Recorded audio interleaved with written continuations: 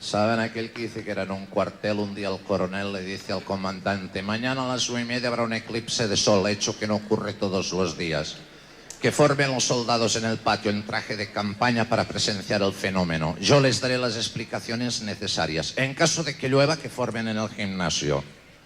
Dice: a sus órdenes, mi coronel. En esto que el comandante da la orden al capitán, le dice: por orden del señor coronel, mañana a las 9:30 habrá un eclipse de sol. Según el señor coronel, si llueve no se verá nada al aire libre. Entonces, en traje de campaña, el eclipse tendrá lugar en el gimnasio, hecho que no ocurre todos los días.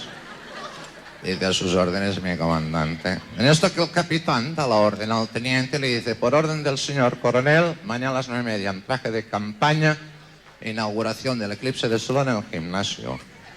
El señor coronel dará las órdenes oportunas de si debe llover, hecho que no ocurre todos los días. Si hace buen tiempo y no llueve, el eclipse tendrá lugar en el patio. Dice: a sus órdenes, mi capitán. En esto que el teniente da la orden al sargento, le dice: mañana a las 9:30, por orden del señor coronel, lloverá en el patio del cuartel. El señor coronel, en traje de campaña, dará las órdenes en el gimnasio para que el eclipse se celebre en el patio. Digo: a sus órdenes, mi teniente. En esto que el sargento da la orden al cabo y le dice: mañana a las 9:30 tendrá lugar el eclipse del señor coronel en traje de campaña por efecto del sol.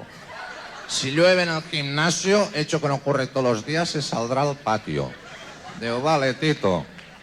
Y el cabo les dice a los soldados: mañana, a eso de las 9:30, parece ser que el sol en traje de campaña eclipsará al señor coronel en el gimnasio. Lástima que esto no ocurra todos los días, ¿sabes?